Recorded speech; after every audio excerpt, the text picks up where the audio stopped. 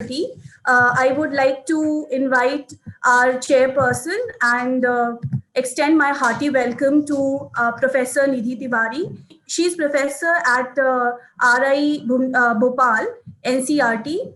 She has to her credit various papers published in reputed journals. She has published various books on ELT and English literature. She has presented papers in various international and national conferences and seminars. She has been part of various international and national research projects, especially under UGC and states, and has guided various PhD scholars. She has also contributed in the development of various textbooks and teaching learning material for NCRT. She is also a member of various reputed academic bodies. Ma'am, I extend a hearty welcome on behalf of the organizing committee for this National Conference on Indian Languages, Arts and Culture. Hello, ma'am, and welcome. Thank you, Dr. Ranjana. Now, should I take over? Yeah, ma'am.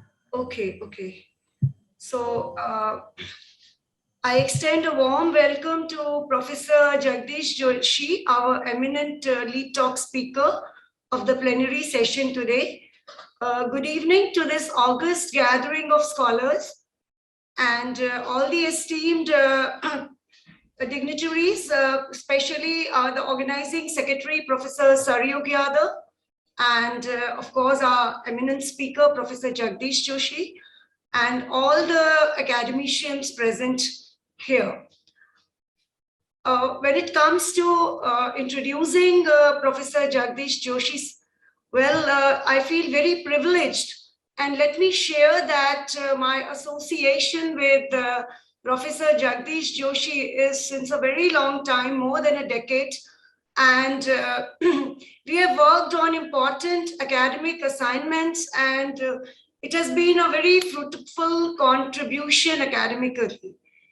But apart from this, let me also tell you that I have been very impressed by the deep academic knowledge, hard work, and the humane approach of Professor Jagdish Joshi. He is, as I said, his favorite motto, which we come to see, is, "Let us grow together." So, Professor Joshi, I'm sure you're listening to me and I'm audible and visible to you. So, indeed, it is very important when he comes with this motto, "Let us go together." And it is an era of collaborative work, and he has been active on so many platforms. But before I tell a little more, I must express my gratitude to Professor Saryug Yadav also for providing me an opportunity to chair this session, which is a very important session. Professor Jagdish Joshi, I know, and I'm confident and 100% sure that you had the blessings of, Amba ji, the goddess Amba in Patan, because you hail from that region, and we have seen you flowering and flourishing and contributing at so many important levels. Indeed, it's a pleasure to work with you, Professor Joshi. And now let me come to the professional introduction. The list of his achievements is very long, and yet I would try to, cover the important aspects. He is professor and director at UGC Human Resource Development Center and James Rennie Canadian Center of Gujarat University, Ahmedabad. He is the president of Indian Association for Canadian Studies. He is the coordinator of MHRD ARPIT, which is the annual refresher program in English language teaching, and National Testing Agency, MHRD. He is closely associated with over 8 national and international professional bodies and actively engaged in teaching, training, research, translation, editing, compilation, consultancy, and social activities. He has been imparting professional training to college and university teachers, administrative officers of universities and colleges, research scholars, principals since 2005. He was felicitated with National Award for Education by United Nations Organization, UNO, in 2006, and I'm sure this is a very big achievement. He visited about 19 countries, namely China, South Korea, Dubai, UAE, Muscat, Thailand, Nepal, Hong Kong, Mauritius, London, UK, Germany, Austria, Netherlands, France, Switzerland, Canada, Kazakhstan, Russia for various academic assignments. So indeed, we are really privileged to have you with us today. He's a member of International Council of Canadian Studies, Canada, and he's in the Executive Council of Gujarat University Board of Management of Dr. Babasaheb Ambedkar Open University, and he's been nominated Senate member of Gujarat University.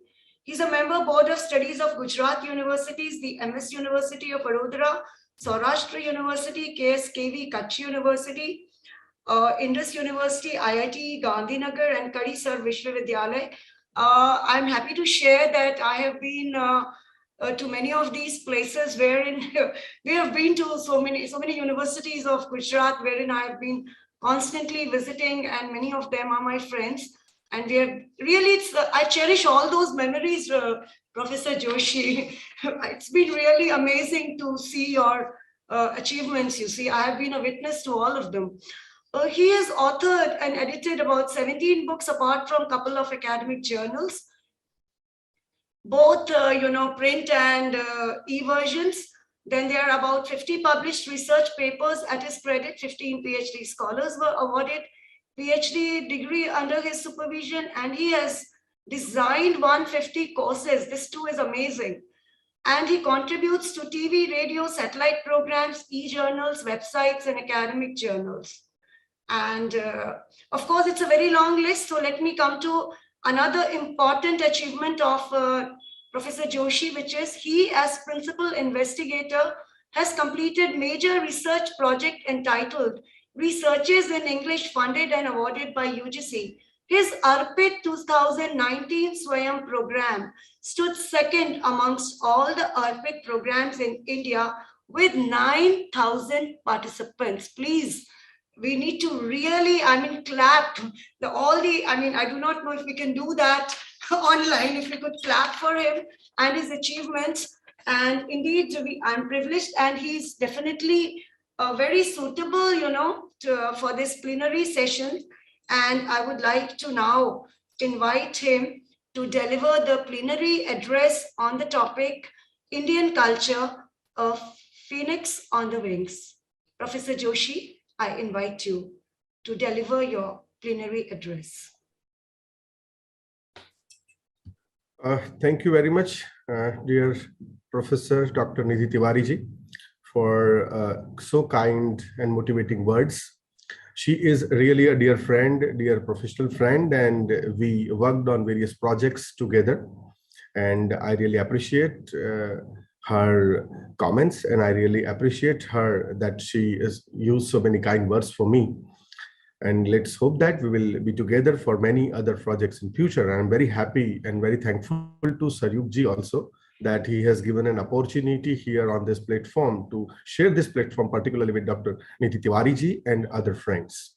I'm thankful to Saryuk ji and all the organizers, all the organizing team for providing me this space of the platform where I can share my ideas about Indian culture. Friends, when I look at Indian culture, the first thought which came to my mind was, it is a phoenix on the wings. You know what is phoenix is. That many a time people in the world feel that okay, India is dying or India may die and Indian culture will not be able to live or relive. But again, time comes that India again can become Vishwaguru, can become a world leader, and they can show the path or way to the world that how to live. Not only to live, on various ways, India can be a path leader to the world. I would like to quote here Mahatma Gandhi ji when he said, I guess you'll be able to see what I'm sharing with you. He said that a nation's culture resides in the hearts and the soul of its people. So this is very true about any culture, but if we talk about India, that for India, I guess it's more correct than any other culture. Because here, when we talk about the culture, we live the culture.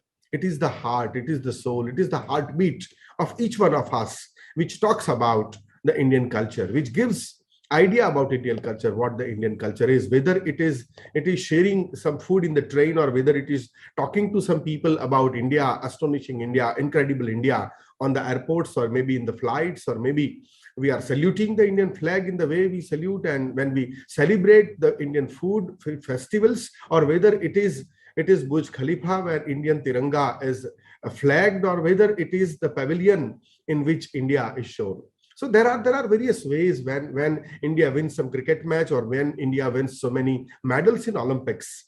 These are all the examples where we see that how India is thriving, throbbing, and how and what Indian culture is. I would like to, as a teacher, certainly it comes to my mind that when I talk about Indian culture or about the culture, I would little go to the culture. As we all know, culture is cult or cultus.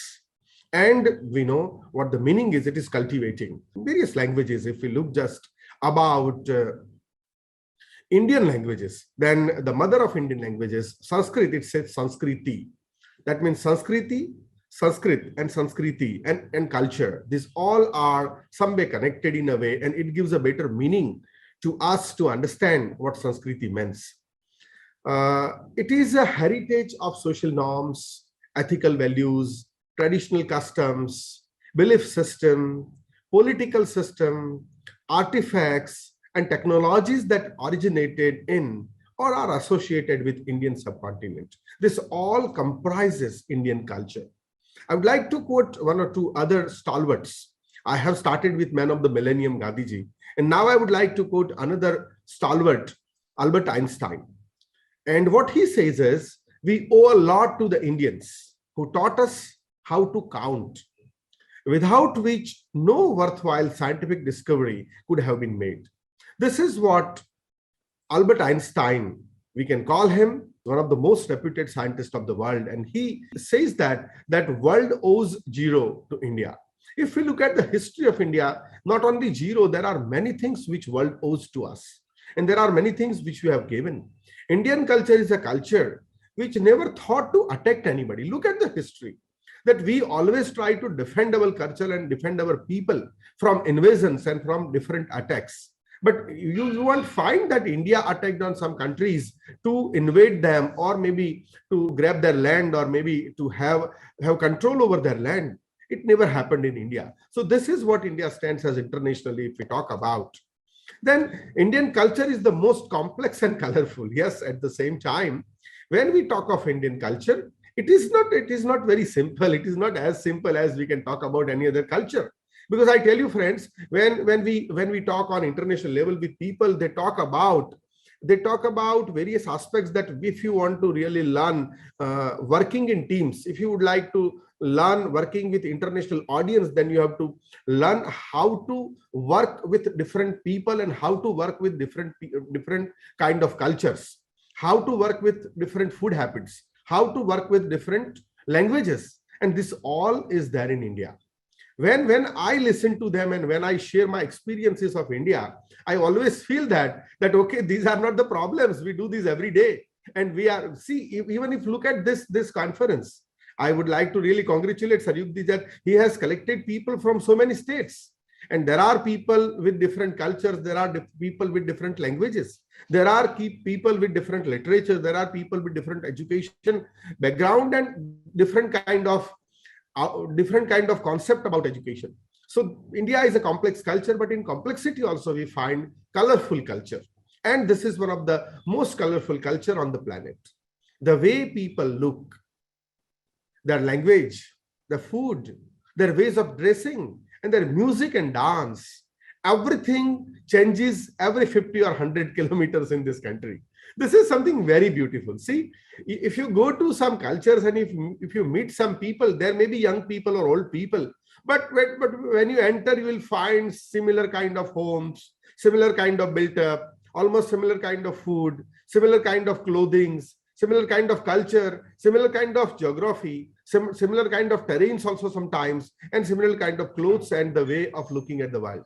But if you look at India, you find variety, you find diversity. Diversity as diverse as the universe. Diversity as diverse as the bottom of the sea, if you look at. So this much diversity we find in India. And that is something which is an asset of us, all Indians, I say, and we celebrate that also. So this is where we live, and this is how we work in India. Mark Twain, if I quote, this is something interesting. What he said is, India is the one land that all men desire to see. See, and this, you know, that if you talk to anybody, whenever you go to international conference and some other places, and when you talk to people of different nationality, when you talk to people of different culture, different languages, and when you say that, okay, you are Indian, and you talk to them and they say, okay, I wish to look at, I wish to visit India. That is what generally I listen to from people. They say, your food is full of variety and really it's too delicious. The way your classical dances and classical music is performed, that is really incredible. So people wish to visit India, and that is the one land that all men desire to see. And having seen once, by even a glimpse, would not give that glimpse for all the shows of all the rest of the globe combined. See, what a beautiful word Mark Twain has used.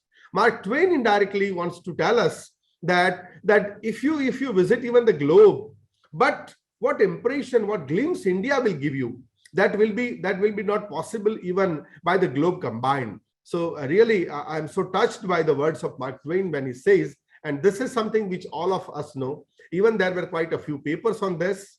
Anekta mein ekta hi hamari. This is something very beautiful. Shan hai, isliye hamara Bharat Desh mahan hai. So this is what I guess everybody of us know. Everybody of us is aware of this, that we live in a country which has unity and diversity. And this is something amazing. Whenever, if you really wish to look at the world in glimpses, then you should look at different parts of India. And that is what Indian culture is. This unity in diversity. Vasudhaiva Kutumbakam. These are the ideas given by Indian culture to the world, and they are the gifts of Indian culture to the world. And they are very valuable gifts. Look at even we have to fought. That means we had to enter in the freedom fight against Britishers and against European countries and some other invaders also. But the way we fought, that was also we taught to the world that this is also the way. How can we believe that a fight without weapons, a fight in peace, this is something nobody can understand when Gandhiji has started. And that is what something really very precious gives to the world, that even you can fight with patience. You can fight with peace and for the peace. And see, this is something amazing which is gifted by the man of millennium of India. And not only that gift, but if you look at the traditions of Vedas and Purana, when I was reading something about the latest inventions, and whenever we read about the latest inventions and see the latest inventions, we feel that really whatever we have read in Mahabharata and Ramayana and maybe in Vedas and Upanishad, sometimes when I was child, I used to doubt it, that okay, this is not possible. God comes and just say Tathastu, or maybe he show you some glimpses and things can happen. Now, when I see that, when I saw it for the first time in my life, that is something called Bluetooth technology. And with Bluetooth, you just click on a mobile and your data goes to another mobile. And that was amazing, which really eyes could not trust. And then you know the technologies, how they are working and how they have started. Nowadays, we can unlock doors with just our voice, and voice command is activated. We can control many things in our automatic cars, or maybe in or many vehicles. You can talk to the smart devices in the home, that Alexa or maybe Google Home, and they switch on lights and they switch off lights for you. Just imagine when we used to read in Mahabharata or Ramayana, or maybe Panchtantra, or maybe not Panchtantra exactly, but maybe some related mythological books, that God or some other people living at that time, they used to say that okay, प्रज्वलित आग हो जाए तो आग प्रज्वलित हो जाती थी, या फिर they used to say कि light हो जाए तो light हो जाती थी. But it is not possible. हम trust नहीं करते थे. We used to believe कि ये तो नहीं हो सकता. How this is possible? But now you see, with the technology, you see before your eyes, this is possible. ये हो रहा है, ये possible है. तो जब when we look at this technology, we really salute the culture of 1,000 years or millions of years which we have inherited, and we should be proud of it, that this is what we are and this is what we have inherited. Now let me for the benefit of our participants, let me just talk about one small thing, that when we talk about civilization and culture, we should differentiate it a little bit. Civilization is little bit different and culture is little bit different, because I think that there may be many young scholars and many people who are aspirant scholars. For them, let me tell them that when we talk of macro, as it contains more than one culture, we can call it civilization. And when we talk about micro, that is culture. So we should understand that there is a difference between culture and civilization. Civilization cannot grow and exist without the elements of culture. But yes, culture without residing in formal civilization, it can grow. Civilization is, we can look at that it is tangible, and culture can be tangible or intangible. So this I thought that let me just draw a light on that. When we talk of culture, there are various things which we talk of. It can be material, it can be non-material. So when we talk of something which is related or something which is non-material in culture, which we carry wherever we go, and that is what people say that jahan ek Hindustani, wahan Hindustan. Like that, wherever there are Indian, they spread Indian culture. And that is what is non-material. That is what we can call it values, the value system, the belief system in which we believe in, the myths and the legends, literature, rituals, art forms, and other intellectual literary activities, the habits, food, the way we celebrate different things, the way we worship different things. So these all are non-material things which we carry with us wherever we go, and this is what we find. Now there are parts of culture which are known as material also, like technologies, instruments. You can talk about various kind of instruments which have been used in the culture, because there are culture specific instruments, and there are material goods, because if you look at Harappa or if you look at old Indian civilizations, the way they have used sand, or the way they have used clay, or the way they have used wood, or the way they have used iron, they are different than other cultures. If you look at other cultures which are really there and they exist, then if you look at I would say their examples, or maybe what they have used for building several things, they are sometimes different than what we have used or the way we have used. Then consumer goods are something which can be related to culture also. Household designs, this is something very important. And when household designs goes to a higher level, it comes to architecture. So architectures, when we talk about cultures, cultural specific architectures are there. And in India, you will find almost examples of the world architectures also. Modes of production, trade, commerce, welfare, and other social activities, this all come together, they make a culture. The material and non-material aspects of any culture are usually interdependent, and they depend on each other, and that's how they develop. Material culture may change quickly, but non-material cultures, they take long time to change. And that is what we have more effect on our mind, and that is what generally we believe as something which we have imbibed as a culture. We have been living as a culture. Culture is learned and acquired.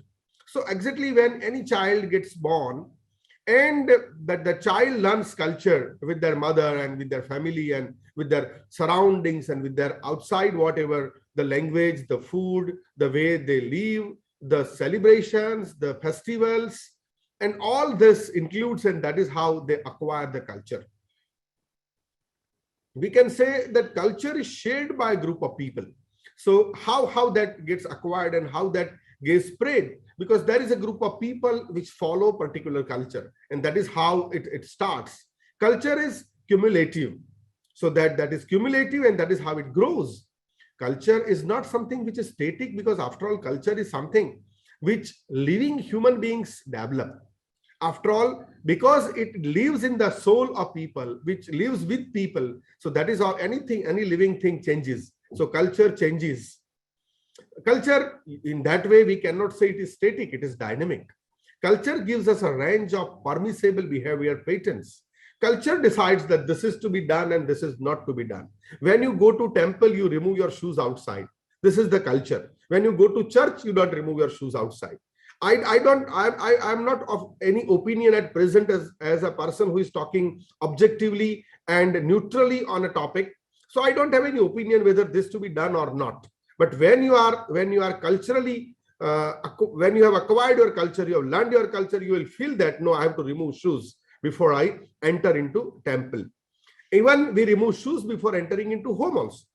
So this is what the culture, this is the way culture is there, and culture is diverse. You cannot call that, okay, culture is same, static, similar kind of thing. There is a lot of diversity in culture, and it has inherited heritage. A nation inherits a culture which may be termed as a national cultural heritage. Cultural heritage includes all those aspects or values of culture transmitted to human beings by their ancestors from generation to generation. They are cherished, protected, maintained by them only, by the people who live in that culture with the unbroken continuity, and they feel proud of it. Now, this is something very important. When these Britishers, they wanted to break us, when they wanted to divide us, and what they have done is they have attacked our cultural identities. They have attacked our various things as, okay, you should not wear such clothes, you should not have tilak, you should not behave in such particular fashion, your school should be like this, your textbook should be like this is the best food. See, colonization didn't happen just physically, but colonizers, they tried to colonize our minds.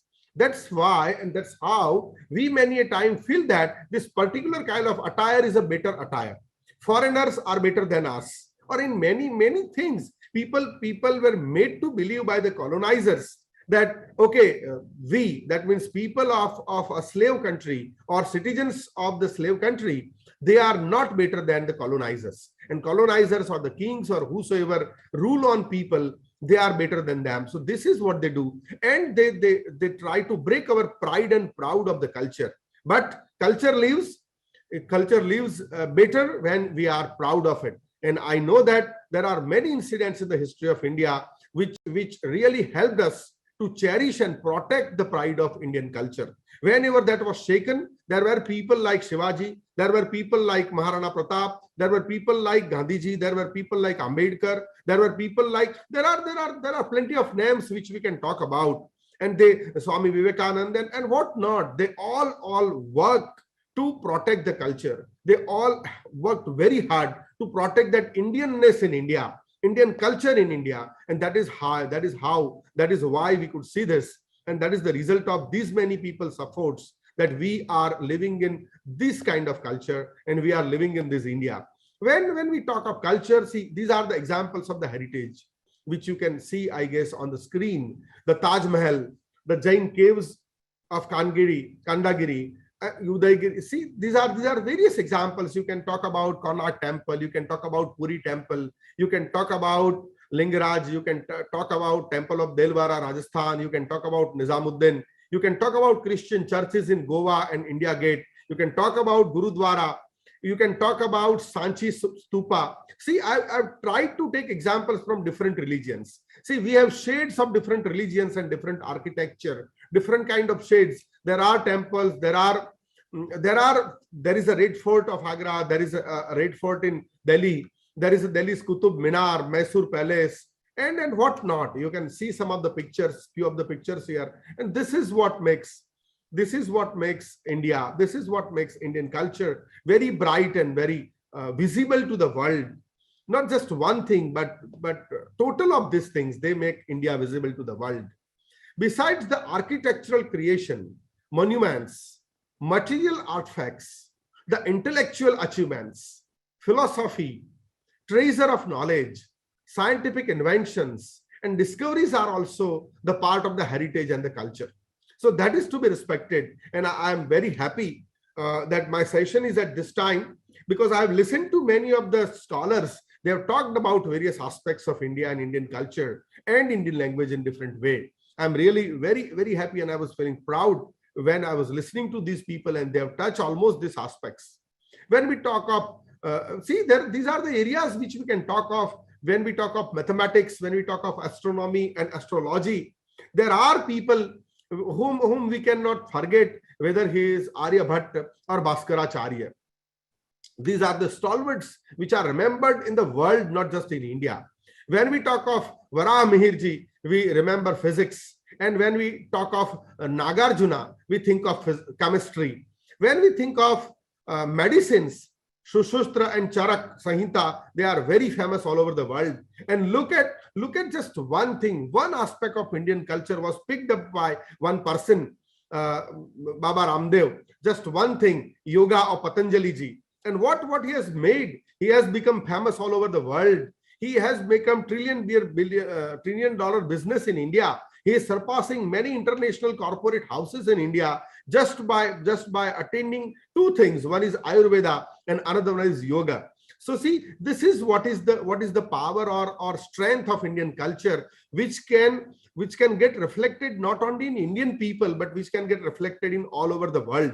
And this can be miraculous business. People from all over the world try to study the business model of Patanjali, how Baba could do this and how he could do this just by wearing saffron clothes and by spreading the message of humanity, spreading the message of, see, the world definition of health generally is that non-presence of we can say those elements which can harm you or unhealthy elements. But Indian definition or Charak definition of health, or the definition of health given by different people in Indian culture, if you look to it, they say that it should be happiness and it should be the living style in such a way that any kind of pain, any kind of unhealthiness will not come to you.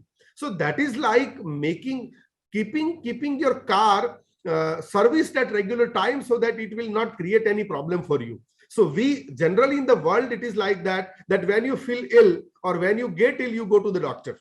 But our tradition is that you should develop yourself in such a way that you should not go to doctor, that you live in your living style should be such that it can be health in itself. So that is what I would say, that this is what is created and this is what is to be seen by the world and this is what is respected by all over the world. I tell you friends, I have been traveling to the world since last, I could say 15-20 years. But I'm very happy that the image which India could build in last 15 years or 10 years, that is really remarkable. We are gaining respect back. When I was visiting before 20 years other countries, people when they look to you or when they ask you, okay, where are you coming from? And I say from India, they say, okay, yeah, they were not taking us seriously. But nowadays, since last 10 years or so, whenever you say, okay, I'm coming from India, they take it very seriously and they give you a lot of respect that, okay, you are coming from India. So this is what culture change is there. And that is how culture changes. And you could see that you can just see in last 2 cycles how the image of US is tarnished. So this is how things happen in the world and this is how culture develop and culture go. So I would like to tell you friends, that when we talk of this culture, again, we should know little bit about the difference between heritage and culture also. Heritage is generally known as an expression of the ways of living passed on from generation to generation by a particular group. That is what we call heritage. Heritage is also something that is passed on from one generation, as I told you, and that is something that is passed on to a present as a tradition for a specific purpose. That is also called heritage. But when we talk of culture, it is shared pragmatic knowledge that includes our behavior as well as conceptual knowledge. This conceptual knowledge is very important. It is the way of life of people or groups that share the same values and beliefs. It is the distinctiveness of a group of people based on several elements. So that distinctiveness is also culture. Indian culture is one of the most ancient and living culture of the world that we know. It promotes moral values and attitudes of generosity, simplicity to the world. In spite of facing many ups and downs, Indian culture is shining with all its glory and splendor. This is what Indian culture is, friends. We have a cosmic vision, we have a sense of harmony, we have tolerance, we have continuity and stability, we have adaptability, we have receptivity, and we have spirituality. This is what makes India. If I look at some of the very prominent features of Indian culture, if I would like to highlight, they can be religious dominance. That is something which is very prominent through and thoughts about karma and And see, this karma thought, the theory of karma, that also plays a very vital role. The way emphasis is played is on the day and light. The idea of the joint family, that is also something very interesting. Caste system, there are pros and cons, but that is also something very distinctive about India. And we all know that 4 duties talked about in India, and the above all, unity in diversity. This is what world always looks at India, for this unity in diversity. The key to India's success is its diversity. Our diversity is the core that makes us so unique. And this is what just recently, I am quoting this is just recently our President Ramnath Kovind ji has said that the key of India's success is its diversity. Our diversity is the core that makes us so unique, and that we all know. This is, if I talk more about unity in diversity, India is the garden of all kinds of flowers, and they know how to live with each other. Now, this is very important. They know how to live with each other, how to grow with each other. As Madam very rightly said, I always write in all my emails and everywhere, wherever I can, let us grow together. And India believes in the same, that is what I believe it from India only, and our Vasudhaiva Kutumbakam and our various theories, that let us grow together. Let us help others, and let us help others and see happiness in the happiness of others. When we can do this, the world can be really a garden, beautiful garden, which everybody will enjoy. Our factors of unity in diversity, if we try to look at, they are geographical and demographic factors that you know. There are several religious factors also, which makes us diverse and unite. Even our cultural factors, political factors, linguistic factors, food, customs, and religions. These all make us diverse. At the same time, they make us all united. I just would like to take you to one website, and with that, I will try to end my session today. But before that, just there is one concept which I would like to talk to you, and then I'll go to that slide. Exactly. When we talk of India, we cannot talk of India without. There are few things which I would like to mention. I will very quickly do that. If we talk about India, we have to talk about Hinduism. We have to talk about Islam. We have to talk about other religions of India like Buddhism and Zoroastrian. Even Sikhism, these are the religions which we have to talk about. We have to talk about art and architecture. We have to talk about Indian music. We have to talk about dances of India, whether they are Bharatnatyam, Kuchipudi, or whatever kind of dances, whether it is Kathak or whatever kind of dances they are. We have to think, and we have to talk about Manipuri or various, or even Bhangra. How can we not talk about Gidda or Bhangra? That's what we have to talk about. And so there are various dances, and how can, being a Gujarati, I will not talk about Ras Garba or Dandiya. That is also a very famous form of dance. So dances, that also makes us unique. We talk about food, whether it is a North Indian food, South Indian food, East Indian food, or Western Indian food. That is also something which is very diverse, which makes us diverse. At the same time, it makes us unique. This also you may think of whenever we talk about. And very important for us literary people, Indian folk tales, whether they are Hitopadesh tales, whether they are Jatak tales, whether they are Panchtantra tales. These all are very important for all of us. They are legendary collection of short stories from all over India. And there is a purpose behind all of them. And that is what it tries to teach us.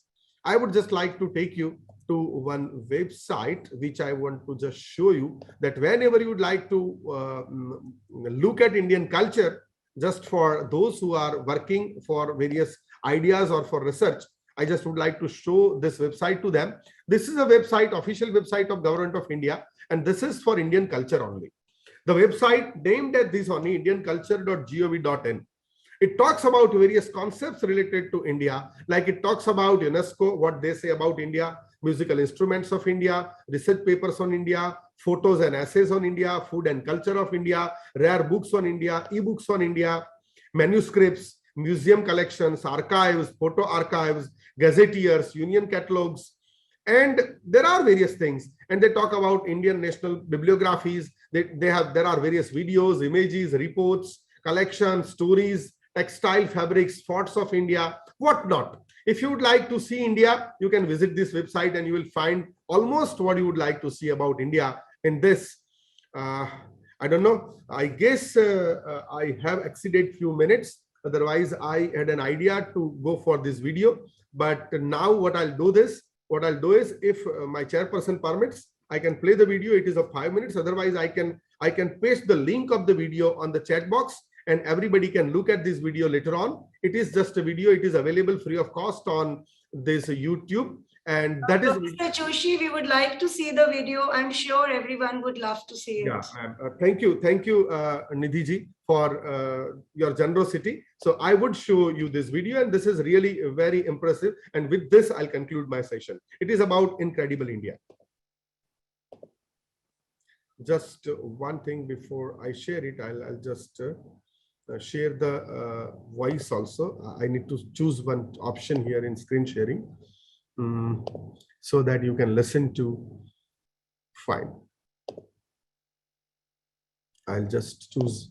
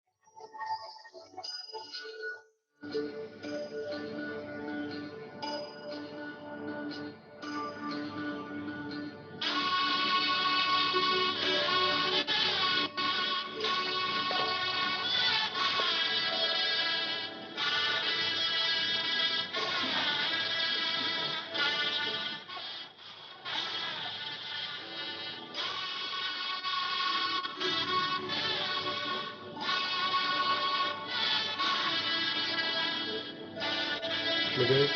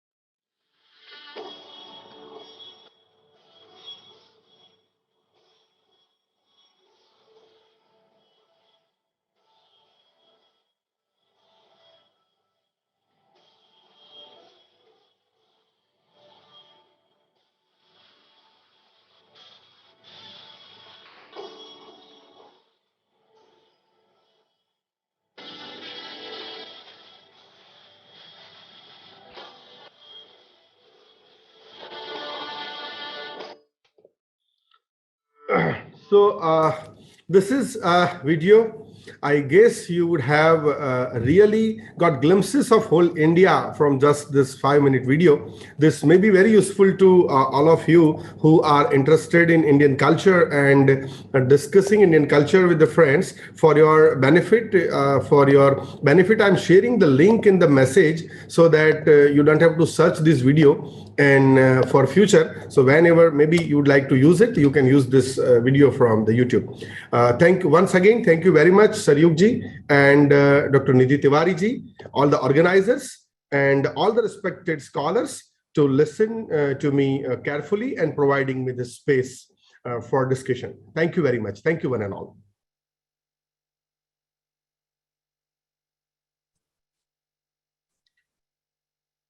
Thank you.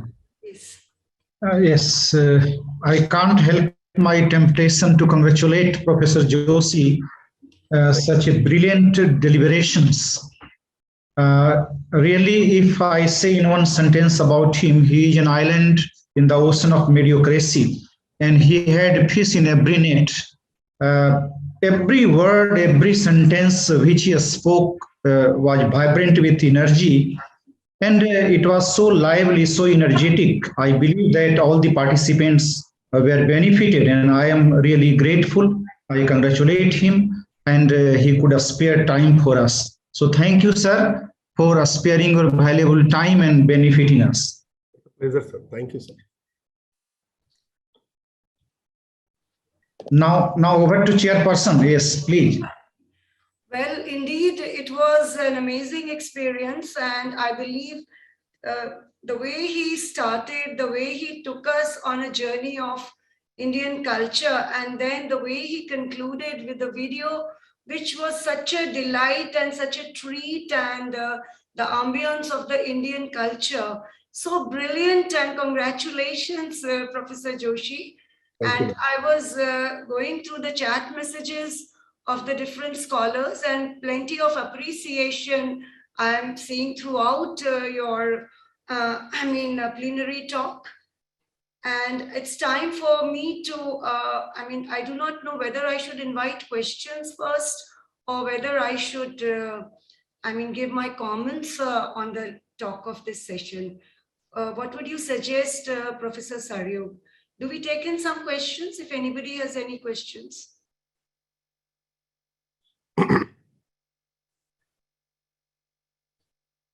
So you're on mute. You need to unmute yourself. Ma'am, you may invite participants to just take some questions if they are willing to ask. Exactly, because a session, and that too a plenary, which is so important. So, and our participants are here right from morning till this time, and we can see the enthusiasm of the scholars here. So maybe if anybody has any questions, so maybe you could raise those questions. Ma'am, can I go ahead with this question? Sure. Thank you, sir, for the enlightening talk. This is Zoipayan Roy, and I'm a research scholar at NIT Mizoram. And so my question is that, sir, how do you think that the technology will help promoting Indian culture in the upcoming years? And how the Indian culture can benefit from with technology, basically? That is the question. Yeah, thank you for a very interesting question, Mr. Roy. I would say that technology definitely help to spread Indian culture to the world. See, with a small video of 5 minutes, what that can communicate, even my session of maybe 3 hours cannot communicate that much, which just an effective video can communicate. Maybe that movie which came of Sanjay Dutt on Gandhiji, that spread the message of Gandhiji so nicely, which that autobiography of Gandhiji could not spread over this many years. So technology is something which is very popular among young minds in the world and young minds in India. So I guess using technology for Indian culture will certainly be beneficial. And I guess there can be some studies should be made on this, that how this technology can play a role in spreading the culture all over the world, or maybe of different culture or different effects of different culture. So that's a very good area, Mr. Roy, that can be worked on. Thank you so much, sir. Thank you so much. Can we have more questions? Yes, may I ask, sir? Yes, of course, you can. Yeah. Basically, I have one query regarding Indian culture. How can we eradicate prejudices against Indian culture? That's a very good and very sharp question, Manish ji. Exactly what happens is that the stories and narratives plays a very vital role in building any culture. So if you look at the narratives about India, let me just take one example of history. Indian history, if you look at, then Indian history starts like that. There were Arya, and then there were not exactly history, but the way narrative is built, that Arya, and then there were invasions of Mughal, and then there were some other Muslims, and then there were English people, and then there were Indian. So the Indian history, if you look at our history, and that is the history of Delhi only. So whenever people talk of India, they talk of the throne of Delhi, how it was captured by different people and what happened to India. They don't talk about the very big gaps where Indians were ruling. When there were many a time there were invasions which were thrown out of India. So exactly what happens is narratives are generally written by the people who were in power or who had more power over the world. But nowadays, as Mr. Roy has rightly pointed out, nowadays technology has become a very big power. Earlier, the histories which we read, even they were written by English people, or they were not written by Indian. So there is a big movement going on in India about rewriting of histories and rewriting of narratives about India. I guess spreading the facts, researching on it, motivating our young scholars to research on related areas or these areas, and them making then motivating them to present them in international forums, and pushing them to publish at international level good journals, good books, and then making some YouTube videos or spreading them across the world can really show the mirror to the world and can really make them see the reality of India and what exactly India is. So this is how I guess we can overcome that. Thank you so much. Thank you so much, sir. Thank you, Manish. Hello. I have one question. Hello. Yes. Hello. Hello, sir. Sir, can you hear me? Hello. Hello. Yeah. Can you hear me, sir? Joshi ji, culture affects Yeah. language or language affects culture? Yeah, exactly. This is something very interesting, sir. I don't think that I can respond to a senior person like you on this, that whether culture affects language or language affects culture. But I would say one thing, that culture is older than language in a way that people start living together, imitating each other, and then maybe there may be a not formal language, and then formal language come into existence. But there can be a debate on this. Thank you. Hello. I think Deepak Saxena Rana. Thank sir you. is also here. I can see Dr. R.P. Saxena, sir. Sir, I mean, we would like to listen to you, of course, and there is Deepak Rana also, I believe, wants to ask. Yeah. Shall I ask? Yes, Deepak Rana, maybe then we will go to Dr. R.P. Saxena, sir. Yes, Deepak Rana, you can. Okay, it's a short question. How could animation, that is the cartoon, world of cartoons, help in sustainment of Indian culture? Very good question, Deepak ji. I'll give you example on this. That Yes. when we were young, we used to watch cartoons of Spider-Man, and we used to watch cartoons of Tom and Jerry. Those Tom and Jerry culture and Spider-Man and that kind of culture, they used to affect young minds. Now we have a lot of room, as we have a lot of multimedia creators in India, and I believe that as you are asking a question about this, you have some expertise in that area also. So if we develop some cartoons related to the sea, nowadays if you look at TVs and serial, there are many Chinese cartoons which are attacking on our Indian culture in different way. Exactly, there is no straight attack, but when you see Shin-chan or when you see some other characters which are doing this, so there are people who tried for cartoons of Bheem, you know, that Chhota Bheem. There are people who have tried with the cartoons of Mahabharata related characters and that. Even there are cartoon movies or cartoon thing kind of thing on Panch Tantra also. So these cartoons can really play a very vital role on young minds. And if there is somebody, I guess this Jatak Katha, this Panch Tantra, or this folk tales of India, and particularly those moral tales kind of India, Batti Si, Siyasat Batti Si, Vikram Baital kind of things, these are very good themes for developing cartoons based on them and give them a modern flavor. That really children, there should not be crowns on their faces and the clothes should not be like the clothes they used to have. Then let there be a burger in the hand of the man and he can play the similar kind of story. Contemporary. Sir Deepak ji, I would appreciate if any of the participant or maybe you initiate later on, and if you require my help, Nidhi ji, myself, Saryug ji, or anybody will be of help to you, that let us go for rewriting of modern Panch Tantra. Let us go for rewriting of all this kind of Jatak tales in the modern context. Why not? And that will really help us developing this and cartooning that also and placing it to the world. Okay, thank you so much, sir. It's a pleasure.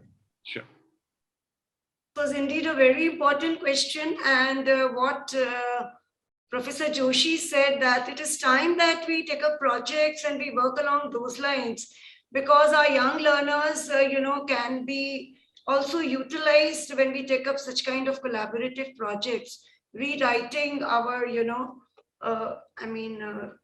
culture and heritage, coming to whether it's Panch Tantra or whether it is, narratives from different religion. We can even take Jataka, we can take so many along those lines.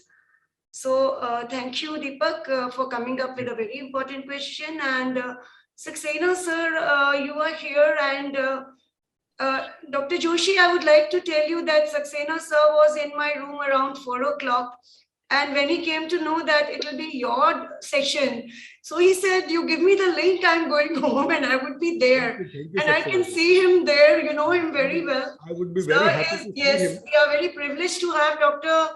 Api Saxena sir. Sir, can you hear us? And would you like to say something? Sir, are you there? Dr. Api Saxena, sir. Sir, is it possible for you to handle it technically? Can you unmute yourself and speak?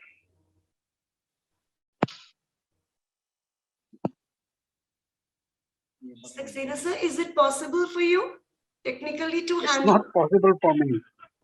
Oh, we can hear you, sir. So if you could speak something. We look forward. I keep in mind the suggestion of Mr. Joshi, and I intend to write a modern Panchatantra. Great, sir. Oh, that is wonderful, sir. This is indeed wonderful. Really, we are so grateful to you. Saxena sir, when you say this, I guess Saryug ji, आपका जो ये conference है, अगर ये सक्सेना जी जो कहते हैं और वो जनरली जो कहते हैं वो करते ही हैं, and he is a man not of words but of action. So if it goes well, then this will be the biggest fruit out of this conference, sir. That's what I say. Thank you for all good words. Thank you for your presence and blessings, sir. Yes, I look forward to seek his cooperation in this regard, and I am here to just support and assist whatever the cooperation he requires. Okay, we will take care of all these things. Ma'am, can I make a little bit of suggestion for this issue? Certainly. It should be interactive, and that is the success of the plenary session. Let us Thank you, remember ma'am. that this is the plenary session. Yeah, thank you, ma'am. Actually, I'm a research scholar of national security, and I'm going to present here tomorrow. Sir's lecture is really, I have no words to express my feelings for that. And what was Sir has shared about his experience for being Indian, even all around the world, that's really very good. What we are now conversing about the new way of expression in Indian culture, I think we should think about branding and packaging for this. We have a very good treasure for our culture, but we should focus on branding and packaging for being now smart power. especially, and we should merge it with our defense system, like nuclear power, hard power. But what Joseph Ney's concept is for smart power, being smart power. Just that is, and so we should merge or correlate with this aspect, and that is very important. What Asar has also highlighted about Chinese influence and the current Korean wave, what we are seeing on a digital platform. So we should also work on that. Certainly. Komal, Thank you. I think, yes, I mean, your observations and suggestions are good. Professor Joshi and Professor Saryug would agree to this. And do we have any more questions coming? Or do I move for my, I think Professor Dinesh Gupta, sir, do you want to say something? Yes, ma'am. Can you hear? Yes, yes, sir. Yeah, I would like to thank Professor Sharma for giving me this link to join. And I really appreciate Professor Joshi's lecture, and especially the way you have handled the whole session. Professor Joshi has nicely covered culture, civilization, materialistic and non-materialistic culture, and how the India has progressed during last 10 years. So my sincere congratulations to Professor Joshi and your team, madam. Thank you very much. Thank you, sir. Pranam, sir. Thank you very much, sir. I am advisor in Public Service Commission, Ajmer, sir. Great, sir. Good, sir. It's indeed great to have you with us, sir. And it's a very valuable, appreciation coming from your end, which I'm sure Professor Saryug Yadav is here to, I mean, would you like to comment on that? Because he's from your own Rajasthan. Okay, that now the entire session was very good now. So now you conclude as a chairperson and call it a day now. Yes, I would like to now conclude. All of us have observed and listened to and viewed the fantastic presentation, the plenary one. Just a minute.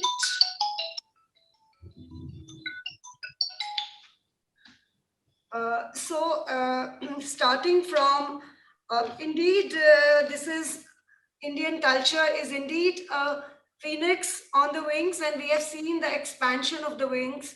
So we start from how Professor Joshi says that India can become Vishwaguru. He has quoted eminent personalities, Gandhiji, then he's spoken about Einstein and then Sadhguru, and he has also pointed out the definition of culture and connecting it with Sanskriti and what heritage implies. And then even Mark Twain, and it is indeed a significant tribute to India when he's talking about that all men desire to see India.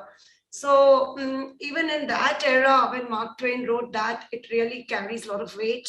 Sadhguru, when he says that quote, that India is very colorful, I believe the vibrant colors of India is indeed what we can all be very proud about. And the complexity, that is indeed amazing. And that relation is significant.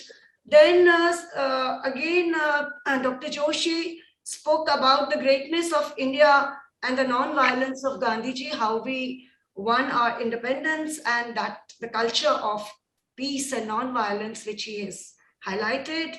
Then he has also taken, I mean, it was indeed very challenging from the ancient time period, our rich Indian culture. It's such a long history, you see. So the from Vedas and Purans, and connecting it with the modern technologies, that what seemed to be miracles, in our Indian religious narratives, when God says Tatastu, as he said, it is happening in technology. So what we thought, whether, okay, that's what he says. Then civilization and culture, he pointed out the difference and the tangible and intangible aspects of culture. Then the non-material and material culture. When he was speaking about the non-material, material in culture, I was reminded of the keynote address also of Professor A.K. Mishra, sir. So he was talking, when he was talking about the non-material, he was talking about the right hemisphere of the brain. And when he was talking about the offline activities, you know, which relax us. And when we were talking about the material in culture, then this, he was talking about the online activities and the left brain and how the entire, human being develops the personality. So I saw a linkage with the keynote address also, Professor Saryog, between Professor A.K. Mishra and Professor Jagdish Joshi. Then he related, he's coming to the modern times, connecting it with consumerism, modes of production. And then he comes to the changing nature of culture. On one side is the heritage, the constancy, the continuity, the need to preserve it. And then comes the changing nature of culture, wherein technology, business, modes of production come in. And the cumulative culture, how it grows. Then he was talking about something which is very, very important. He was talking about how we learn about our culture. And I believe in the context of NEP 2020 and in the context of what we do at NCERT, he was talking about how children acquired our culture. This is very significant and we need to work on that. How are we going to preserve and promote our culture? And how we are talking about the traditional and the modern, you see, and how our children right from the beginning are sensitized to that. So one is the process of acquisition, which they learn through festivals and other aspects of culture. But we as educators, how are we going to look at the learning of culture? And there were questions in this session that how do we resolve different images about Indian culture, which may be really, tarnishing the culture of India. How do we sensitize our learners? I think that is a very important point wherein Professor Joshi spoke about it. So if we as educators sensitize our children from the early school age, it is here how the ICT integration, how the art integration could be very helpful, and how we can provide a good exposure to our culture, and how we could involve our young learners in different projects wherein there can be critical thinking, wherein there can be a lot of discussion forums coming up, so that there is an expansion of the horizon, when it comes to the Indian context. Then only we can see the phoenix on the wings, because if our young learners are able to, grow and continue our culture, I think that is our success. Let's move further. Attack on culture, yes, that's very significant and we have to be careful. Whether it was attack during the different phases of history, whether it was the period of the Muslim rule and the Mughals and then the British rule. So that attack was there, and how we have stood strong, and our culture has really, continued to grow. That is the, pride of India. And then it was a vast terrain which Professor Joshi has covered. So whether it is the incidents of history, the personalities who contributed in preserving culture, Rana Pratap, Shivaji, Vivekananda, Gandhiji, or our architecture, which has continued to attract the tourists, or whether it is the material artifacts or the amazing astrology, yoga, astronomy, and our own Baba Ramdev and the international business, which is there. We've been talking about how we can brand, the security concerns, which was raised in a question right now. Coming to health, which is very significant, the concept of health, which is there in India, that is very, very significant when we compare with the West. That was, I think, a very important point raised by Professor Joshi, that how can we avoid going to a doctor, how our lifestyle, how if we are happy, how our religion, how our spirituality, how our yoga, how our, meditation help us to stay in peace, so that the stress which we are facing in the modern time, that we can get over our stress and remain healthy in body and mind. That was an important aspect of culture raised by Professor Joshi. And then comes the values, the attitudes of generosity of Indian culture, our tolerance, our spirituality, our theory of karma and joint family, and then coming to the key to India's success, which is unity in diversity. And then finally, Indian folk tales, he has pointed out. If Professor Saryug Yadav would permit me, I would like to share that we are going to organize a conference on, folk literature in Indian languages today and tomorrow at RI Bhopal, which would be held in 27th, 28th, and 29th. And call for papers is very much there, 15 December being the deadline, which we could even extend up to 20th. So if you visit our RI Bhopal website, then you can see our brochure and you can also contribute papers. So Indian folk tales, Professor Joshi, when you mentioned that, I remembered my own conference. And finally, the website which he has provided. I'm sure it was a vast canvas and it was indeed an amazing feat, a very Herculean task lay before you, Professor Joshi, and you have come out successful. So thanks to all the participants, our enthused academicians, for your patient, viewing, listening, participation, questions. Indeed, it has been a very, very fruitful plenary session, the way a plenary session should be. And I would also like to express my gratitude to Professor Saryug Yadav for providing me an opportunity to chair the session. And Professor Joshi, it was indeed such a good experience to be together again in this conference. Thank you very much.